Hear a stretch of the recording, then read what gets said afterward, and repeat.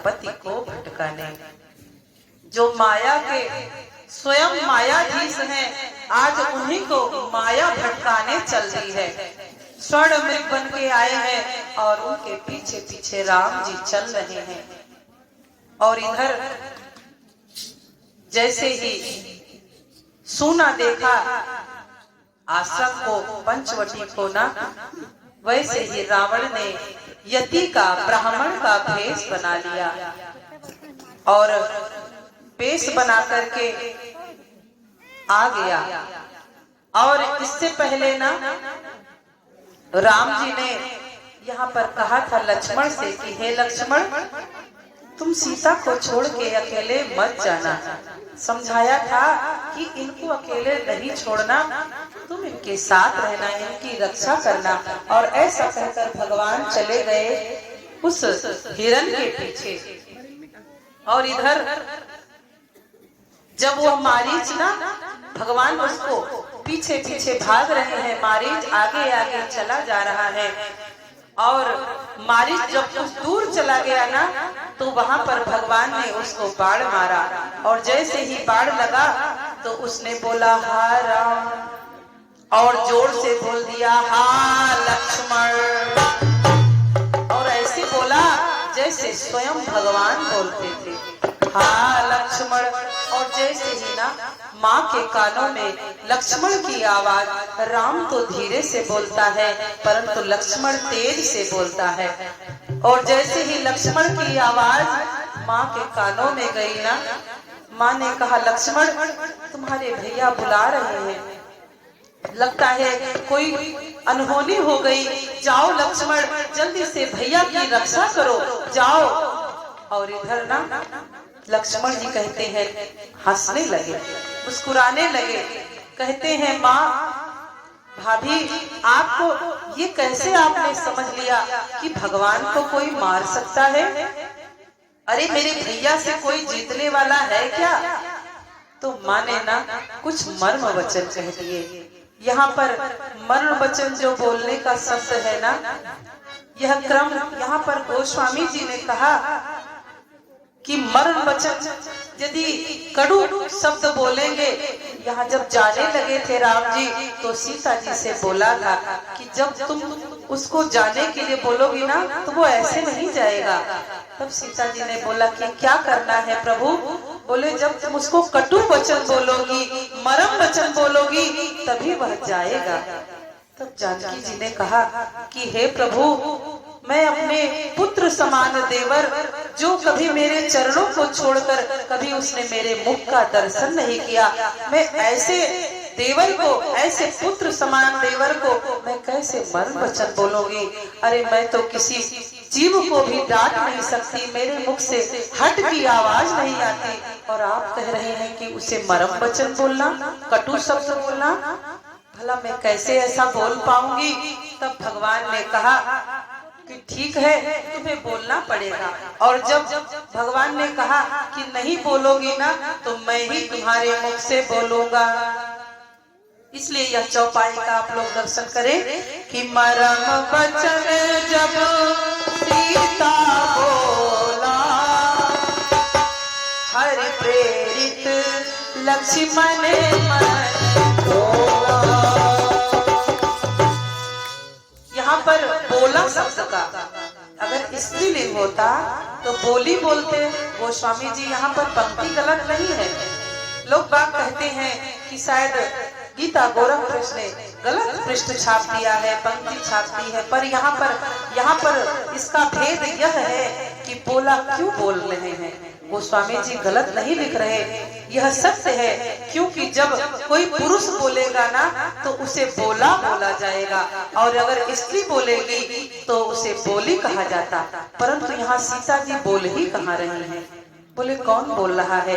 जब राम जी वहां पर इंतजार कर रहे हैं कि लक्ष्मण अभी नहीं आया और लगता है सीता ने भी कुछ बोला नहीं उसको कटु वचन, तब राम जी ही स्वयं सीता जी के मुख में प्रवेश करते हैं और उनकी बाणी से बोलते हैं कि मरम वचन सीता जब बोला, हरि प्रेरित लक्ष्मण मन डोला। क्योंकि यहाँ पर भगवान की ही इच्छा थी। और जब जान गए कि यह कटु वचन नहीं बोलेंगी तो लक्ष्मण जी तो राम जी ही सीता जी के मुख में प्रवेश कर गए और बोला सबको। तो जैसे ही मरण वचन बोला तो लक्ष्मण जी को हृदय में बड़ा कष्ट आघात पहुंचा और उन्होंने एक अपने तीर से एक रेखा को खींच लिया। कहा, माँ इस रेखा को छोड़कर आप बाहर मत निकलना, आप इसके भीतर ही रहना। और इस प्रकार से कैसे चहुदिस रेख यही सा बारह बार नाथ परदसीसा। यह रेखा को खींच लिया और कहा कि माँ इसके बाहर मत जाना। और स्वयं चले गए राम जी के पास। और उतनी ही देर में जैसे ही रावण ने सुना आश्रम देखा, तुरंत ही ब्राह्मण का वेश बना करके आ गया जानकी जी के पास। और आया और सीधे भिक्षा की याचना करी, भिक्षाम देहि भिक्षाम देहि भिक्षाम देहि। और जैसे ही यह शब्द की आवाज माँ को सुनाई दी ना, दौड़कर माँ बाहर निकलती हैं अपने कक्ष से, जो उनकी कुटिया थी उससे बाहर आई और देखती है ब्राह्मण दरवाजे पर आया है। और यदि मैं बाहर निकलती हूँ तो भैया का जो अपमान होगा, उनकी बात का उल्लंघन होगा। और यदि नहीं जाती हूँ तो हमारे रघुकुल की रीत की आज जो परंपरा है ना, वह बाधित हो जाएगी। माँ कहती है कि रघुकुल रीति सदा चली आई और वहाँ पर ना जो कोई भी मांगने वाला आज तक खाली हाथ गया ही नहीं। तो माँ ने सोचा कि भले ही मेरे साथ कुछ ऐसा हो जाए, गलत हो जाए, परंतु मैं अपने कुल की मर्यादा को टूटने नहीं दूंगी, बाधित नहीं होने दूंगी। ऐसा विचार कर पहले माँ ने कहा कि यहीं से ले लो, तब उसने रावण ने कहा कि मुझे बाहर से आकर के दो, तभी मैं लूंगा।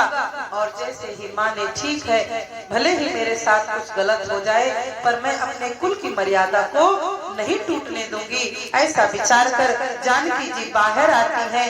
धर्म की रक्षा, धर्मो रक्षति रक्षता।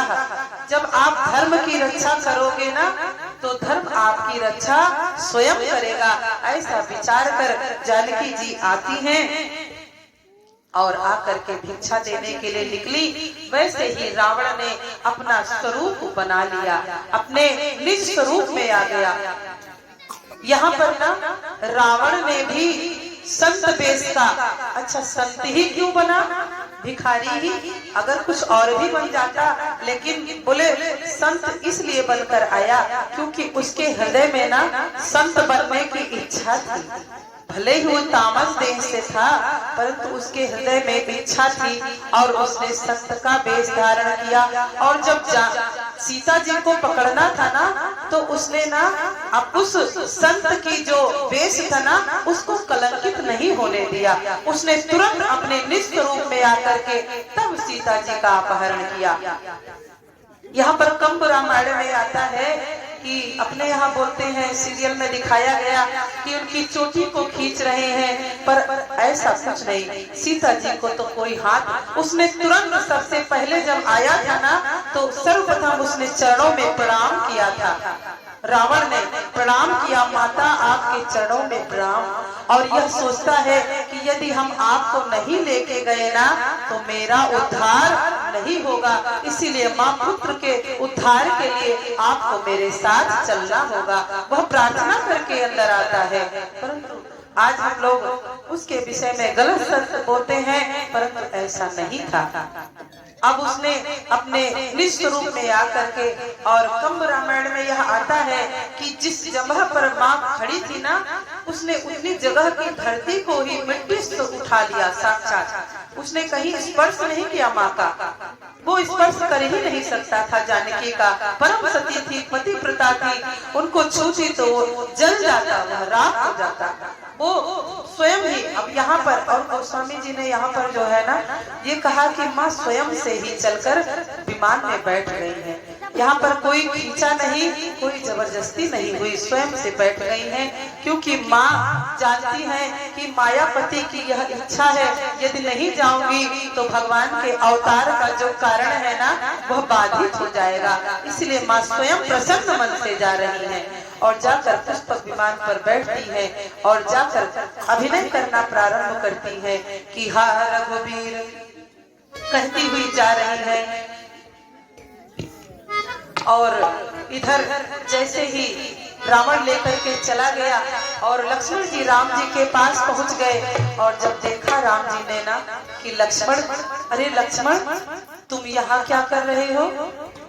बोला भैया भाभी ने मुझे भेजा है। अरे तुम यहाँ क्यों आ गए?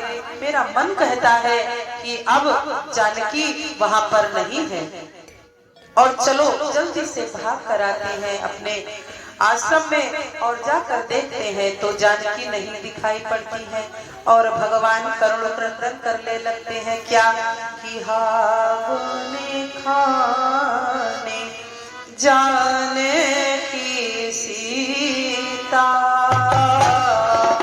रूप शील व्रत ने बनीता हे खग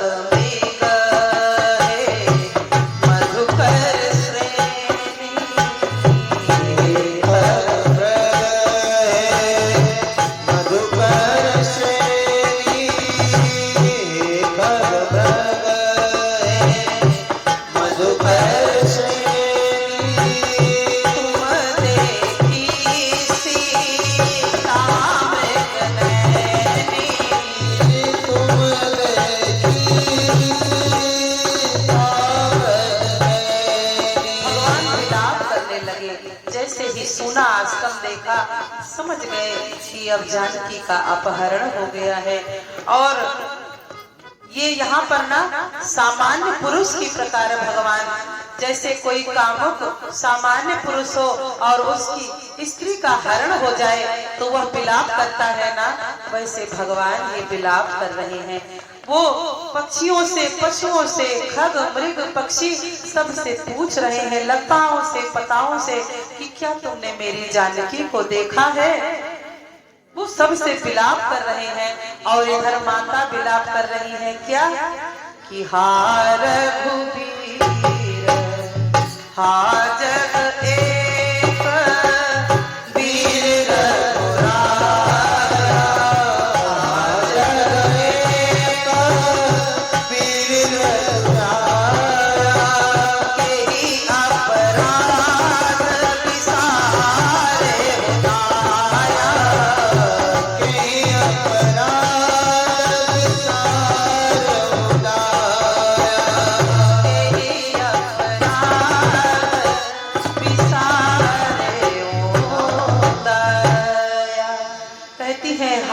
वीर हे रघुराई आप कहाँ हैं और आपने किस अपराध के कारण आपने हमसे आप रुष्ट हो गए हैं? आपने हमें क्यों त्याग दिया? इस प्रकार से जानकी जी भी विलाप करती हैं और मार्ग में विलाप करते हुए जा रही हैं। और जैसे ही यह आवाज ना सबको सुनाई पड़ी, देवता आदि सबने सुना, परंतु किसी की हिम्मत नहीं थी कि वहां पर जाकर रावण के सामने खड़ा हो जाए। और उतने में ही ना एक बूढ़ा गिद्ध था जिसका नाम था जटायु जी महाराज। और जटायु जी की दृष्टि जैसे ही उन्होंने देखा कि यह तो रघुकुल तिलक है, यह हमारी बहू रानी है, इसको रावण लिए चला जा रहा है, दौड़ कर आते हैं, कहते हैं, दौड़ पड़े जटायु जी महाराज, बोलते हैं जोर से, रे रे दुष्ट हार के लियो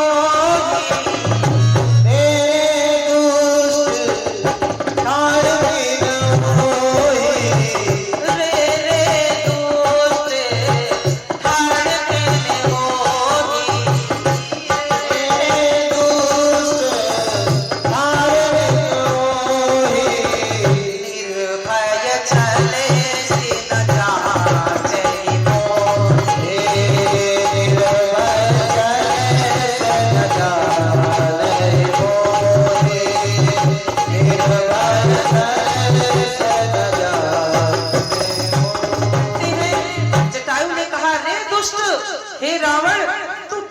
क्यों नहीं होता है, कहाँ चला जा रहा है। और कहते हैं हे सीता जी तू निर्भय हो जा, मैं आ रहा हूँ तुझे बचाने के लिए। और जटायु जी महाराज दौड़ कर जाते हैं और जा करके रावण के साथ युद्ध करते हैं। और युद्ध हो रहा है, जटायु जी ने रावण को मारकर उसकी चोट से मारकर विदीर्ण कर दिया उसके शरीर को। और एक बार तो उसको मूर्छा हो गई और वह विमान से नीचे गिर